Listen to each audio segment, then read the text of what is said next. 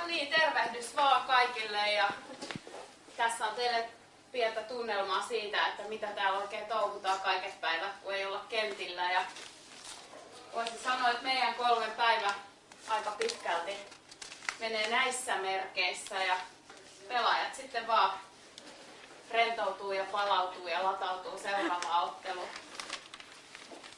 Joskus tässä hierontapöydällä ei kyllä oikein pysty rentoutumaan, että paikat voi olla sen verran kipeät.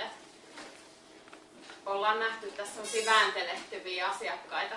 Mutta niin kuin Kari sanoi, että silloin kun potilas on näin vatsamakuulla, niin pitää olla varovainen, koska polvi liikkuu Täältä tulee reaktio. Pakaran suuntaan, niin pitää olla aika varovainen tässä. Mikä se on yleisin ongelma, mikä täällä on, mitä joudutte hoitamaan? Onko ne pohkeet nimenomaan, mitkä kramppaa pahiten? Tuntuu, että se on tällä leirillä ainakin ollut aika vakioita pohkeet, jotka kovimmalle joutuu. Aina stekkoaerobikin jälkeen siitä johtuen. No ei kai. Kyllä se on pohkeet takareilit tai tulee myökin. Yleensä.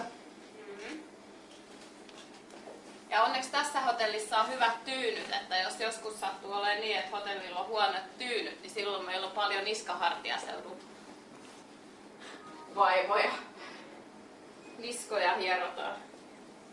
Onko asiakkaat nukahdellut koskaan näihin pöydille, vai onko sen verran kovat otteet, ettei täällä varmasti uni tule mieleen? Harvemmin nukahtaa. Kommentoikaapa nyt pelaajat sitten tätä, onko kovat otteet?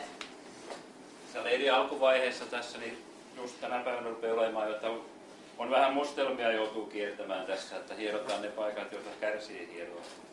Leirin lopulla sitten ei ole muuta kuin mustelmaa, niin ei enää pysty hieroa ollenkaan. Hierotaan jalkapohjia. Mitäs täällä asiakkaat ovat? Ovatko täällä asiakkaat tyytyväisiä tähän? Aina ollaan tyytyväisiä. Täällä saa hyvää palvelua.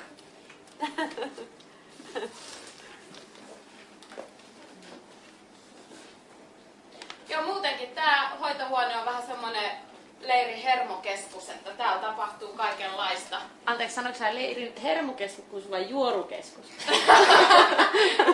No, sekä, että eikö se olisi vähän niin kuin sama asia. Niin, synonyymi.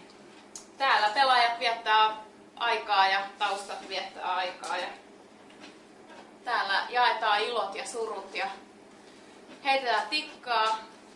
Guitar Herokin löytyy ja meidän pelaajat on vaan nyt, tai kitaransoittajat on nyt päiväunilla, niin muuten ne olisi kyllä esiintynyt tässä kohtaa, mutta ehkä sitten myöhemmin. Täällä kuulemma on yksi tuleva ilmakitaristi, joka voi myös MM-kisoihin lähteä. Eräs kuulemma on erittäin lahjakas kitaran virtuosi. Essi Sainio. Joo, kyllä.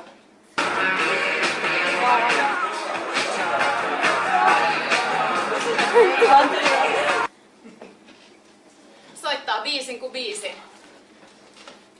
Ja ihan oikein. Ja melkein oikein kitaralla. Niin joo, mutta ainakin luuk on niinku siis ihan just sitä, mitä pitääkin.